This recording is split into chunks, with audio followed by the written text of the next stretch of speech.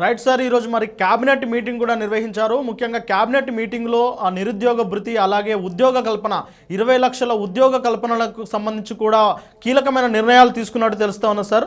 మరి దీనిపైన ఏం చెప్తారు సార్? ఉద్యోగాల కల్పనని స్వాగతిస్తాం. వారు చెప్పినట్టు ఎన్ని లక్షల కోట్లు వస్తాయి, ఎంతమందికి ఉద్యోగాలు వస్తాయి కాసేపు పక్కన పెడదాం. ఒక్కరికి కొత్తగా ఉద్యోగం వచ్చినా ఆహ్వానించదగ్గ పరిణామమే. అయితే ఇక ప్రభుత్వం కొంత నిజాయితీగా వ్యవహరించాల్సింది ఏంటంటే నిరుద్యోగ భృతి, ఉద్యోగాల కల్పన. మీరు ఎన్నికల్లో ఏం చెప్పారు, దీని పట్ల కొంత నిజాయితీతో కూడుకున్న స్టెప్ తీసుకోవాలి. మన చంద్రబాబు గారు ఏం చెప్పారు, సూపర్ 6 అమలు అయిపోయింది, ఇంకోరున్న మాట్లాడితే నాలిక మందం అనే పదవాడు. సరే, పదాలు అవన్నీ పక్కన పెడదాం. వారి ఉద్దేశం సూపర్ 6 అయిపోయిందంటే కీలకమైనటువంటి తల్లి బిడ్డ, ఆడబిడ్డ అనేది అవి పక్కన పెడదాం. నిరుద్యోగ సబ్జెక్టే వస్తుంది కాబట్టి నిరుద్యోగులకు ఇచ్చే నిరుద్యోగ వృత్తి పర్ మంత్ 3,000 రూపాయలు ప్రతి ఎంప్లాయీకి ఇస్తాను, ఇప్పటి వరకు వారికి ఉద్యోగాలు ఇచ్చే వరకు అనేది ఎన్నికల మేనిఫెస్టో చెప్పారు. అది ఆచరణలో సాధ్యం కాదు, ఇవ్వలేరు. బట్ అదన్నా ఒప్పుకోవాలి, ఇవ్వలేము, డబ్బులున్న పరిస్థితి ఇవ్వలేమని చెప్పారు. దానికి ఏమంటారు చంద్రబాబు గారు, నిరుద్యోగ వృత్తిని స్కిల్ డెవలప్మెంట్కి అనుసంధానం చేస్తాను అంటాడు.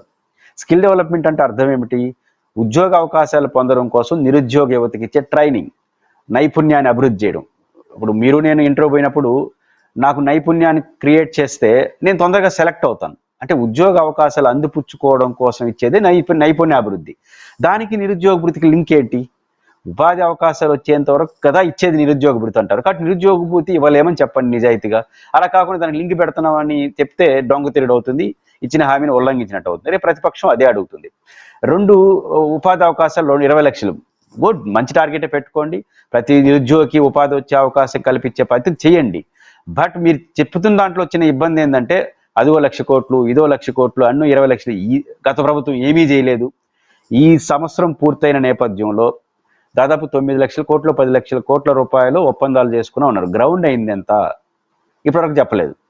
అయితే ఈ ప్రభుత్వం అధికారంకి వచ్చిన తర్వాత ఆగస్టులో మా చిత్తూరు జిల్లా శ్రీ సిటీలో ఒక 4,000 కోట్ల రూపాయల విలువైన పరిశ్రమలకి చంద్రబాబు గారు ప్రారంభోత్సవం చేశారు ఆగస్టు ప్రాంతంలో. మొన్న జనవరి ఫిబ్రవరి ప్రాంతంలో లోకేష్ గారు కూడా ఒక కంపెనీకి ప్రారంభించారు. Good, government is continue process. అయితే అవి ఎవరు ఖాతాలు వేద్దాం?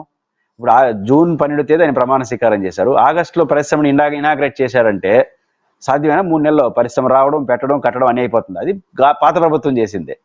అది లోకేష్ గారు ఇప్పటివరకు ఈ సంవత్సరంలో జరిగిన పరిశ్రమల ప్రారంభోత్సవాలని గత ప్రభుత్వం చేసిన దాని కంటిన్యూషన్.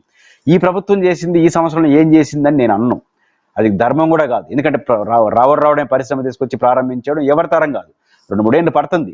అది ఈ ప్రభుత్వం క్వశ్చన్స్ యాడకు గురవుతుందంటే మేము మాత్రమే చేస్తాం, వాళ్ళు ఏమీ చేయలేదు అని చెప్పడం ద్వారా మిమ్మల్ని ప్రశ్నించాల్సి వస్తుంది. సాధారణ పరిస్థితులు అయితే మొదటి సంవత్సరంలో ఎన్ని పరిశ్రమలు వచ్చినాయి, ఎంత వచ్చాయని అడగకూడదు. మొదటి సంవత్సరం రాదు, 2-3 ఏళ్ళ తర్వాత వస్తాయి, అర్థం చేసుకుంటాం. కానీ మీరు చేసే విపరీత ప్రకటనలు, మేము వచ్చాం పరిశ్రమలు వచ్చేసాయి, వాళ్ళు ఉన్నారు మొత్తం పోయినాయి, అప్పుడు క్వశ్చన్స్ వస్తాయి.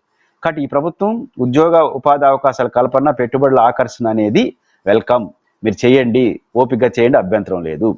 కాకపోతే మీరు రాజకీయ విమర్శలు ఎక్కువ చేసినారంటే మీరు విమర్శలకు గురవుతారు. నిరుద్యోగ భృతికి సంబంధించినందుకు ఒక నిజాయితీతో కూడుకున్న స్టెప్ తీసుకోండి. నిరుద్యోగ భృతి ఇస్తానన్నాము, ఇవ్వలేకపోతున్నాం ఆర్థిక పరిస్థితి, కొంత ఓపిక పట్టండి, ఉద్యోగాలు ఇస్తామని చెప్పండి, కనీసం అర్థం చేసుకుంటారు. కానీ నిరుద్యోగ భృతిని తీసుకొచ్చి స్కిల్ డెవలప్మెంట్లో కలిపేస్తానంటే ఇది ధర్మం కాదు. కానీ నిజాయితీతో కూడుకున్నటువంటి ప్రకటన, నిజాయితీ ఉన్న ప్రయత్నాన్ని ఆహ్వానిస్తాం.